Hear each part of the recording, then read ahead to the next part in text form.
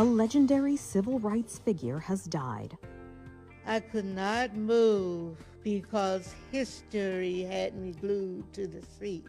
Claudette Colvin was just 15 years old in 1955 when she boarded a segregated bus in Montgomery, Alabama.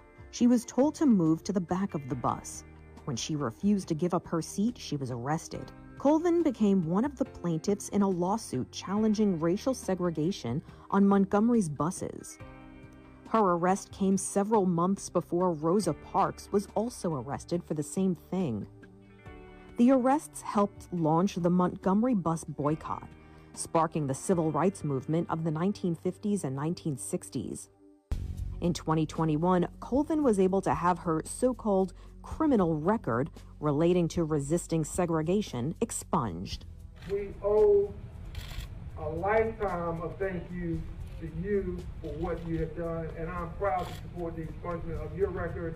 Claudette, we thank you. Colvin's family announced her death on Tuesday. A statement released by the Claudette Colvin Legacy Foundation honored the civil rights pioneer, noting, "To us, she was more than a historical figure. She was the heart of our family, wise, resilient, and grounded in faith. We will remember her laughter, her sharp wit, and her unwavering belief in justice and human dignity." Claudette Colvin was 86 years old.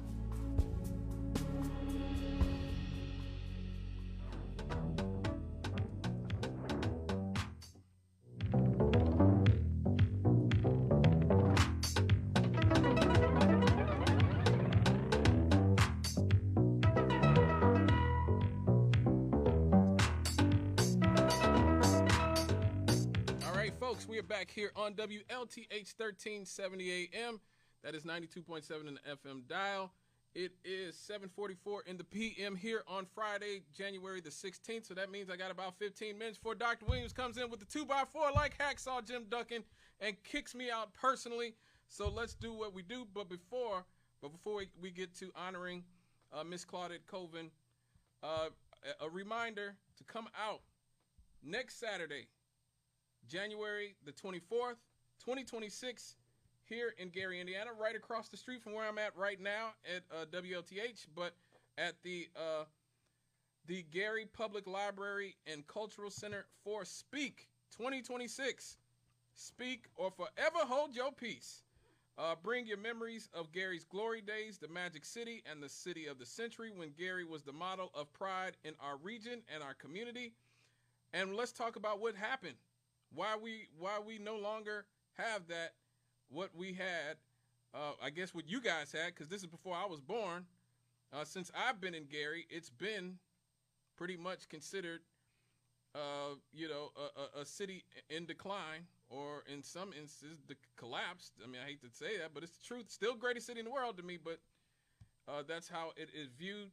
Please come out. January the 24th, 12 to 5 p.m. at the Gary Public Library and Cultural Center for Speak. Speak or forever hold your peace, folks. Well, in the intro, you heard, as you heard, Claudette Colvin has passed away, unfortunately. She is most famous for being the person who actually sat down on the bus before Rosa Parks.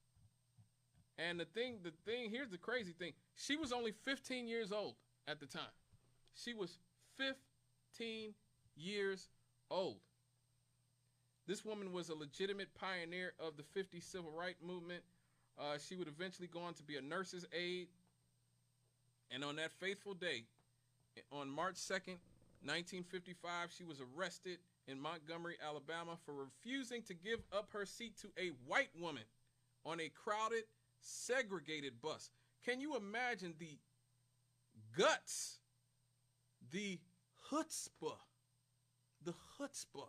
that it takes to be a 15-year-old girl, a 15-year-old black girl in Montgomery, Alabama, and saying, "No, I'm not giving up my seat for this white woman."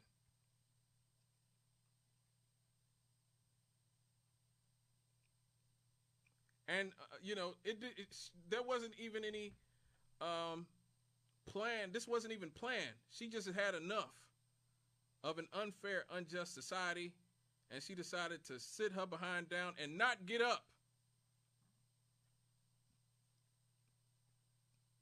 Now, this would happen 9 months before the similar, much more widely known incident in which Rosa Parks, who was the secretary of the local chapter of the NAACP, which is the National Association for the Advancement of Colored People, helped spark the 1955 Montgomery bus boycott. The reason that the NAACP chose Rosa Parks instead of Claudette Colvin to make a big deal out of was because Claudette was 15 and she was pregnant. She was pregnant. And I mean, I could only imagine how in 1955 being pregnant as a teenager was probably even more scandalous, had to be a lot more scandalous than it is today, because you see girls with babies all over the place in the modern times. But in 1955, it was seen as a black mark not only on you, but your parents, your family, and your community to have a pregnant teenager running around. And they knew that Claudette would be torn to shreds by the media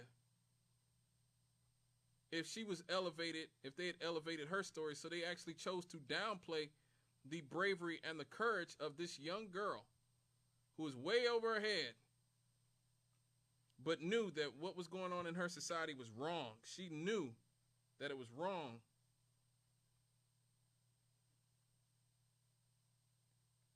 She knew that it was wrong, that she was being forced to get out of her seat for somebody else. And eventually she would be one of 4 plaintiffs in the first federal court case filed by civil rights attorney Fred Gray on February 1st, 1956, as Browder versus Gale, to challenge bus segregation in the city of Montgomery, Alabama. In a United States District Court, Colvin actually testified before the 3-judge panel that heard the case. Again, she's only 15, 16 years old at this point. And on June 13th, 1956, the judges determined that the state and local laws requiring bus segregation in Alabama were unconstitutional. This case would go on to the U.S. Supreme Court on appeal by the state, which upheld the district court's ruling on November 13th, 1956. So she won. She won. This was a 15-year-old girl who won. She was young, female, and black in a racist, sexist society that told her that she did not have any value, and she stood up and for herself in 1955 and said, no, I have value. I have every right to sit down on a bus just as much as a white woman does, and to sit wherever I want to sit, and to go to school wherever I want to go to school, and to drink wherever I want to drink.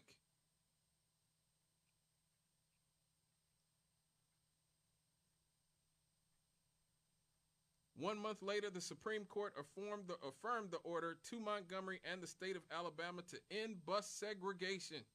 Yes, that's what I'm talking about.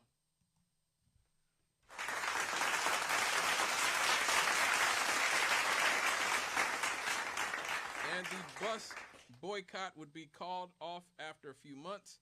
The court subsequently declared all segregation on public transportation unconstitutional.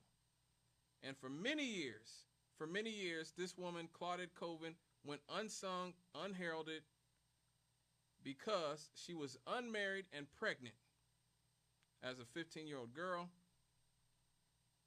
You know, Rosa Parks herself said, if the white press had gotten a hold of all that information, they would have had a field day. They would have called her a bad girl, and her case wouldn't have had a chance. And in 2021, the record of Colvin's arrest and adjudication of delinquency was expunged by the district court in the country, where the charges against her had been brought more than 66 years earlier. So I definitely pay full tribute to the life and legacy of Claudette Colvin, one of the unsung heroes of the civil rights movement. And it just goes to show you once again, I love every once in a while, I love to shine a light on young people, because especially in this community, but just anywhere, there's so much negativity about young people. And I think maybe that's always been the case, I don't know. But it seems like there's always a certain amount of negativity from adults about young people and about how young people don't do this, young people don't do that. Look, young people have been changing the world for many, many years. I just paid tribute to Julian Brown, a young inventor in Atlanta who's finding a way to make cars run on garbage, basically. Plastic, specifically. And that could be a revolutionary invention that he has there. You just don't know what young people are capable of. You just really don't. And so many older people don't give young people the credit that they deserve of being with it, of giving a doggone about what's going on in the world. And we need to encourage the youth, our Claudette Colvins, our Julian Browns, our Kyan Jubes that we had here at this city. Him and his friend, I forget what his other friend was. Both of them graduated from high school at 15 and have like college degrees at 17. Like, we have legitimate geniuses running around in all of our communities here in this country. And young people are capable of a lot more than I think a lot of older people give them credit for. And people like Claudette Colvin is proof of that. And so whenever we talk about Rosa Parks, we should always talk about Claudette Colvin as well. All respect to Rosa Parks and the NAACP, because they planned it out perfectly, strategized the way that they needed to do that protest. And it definitely struck a nerve in our society, in our country. And a lot of people's lives were changed because of what Rosa Parks did.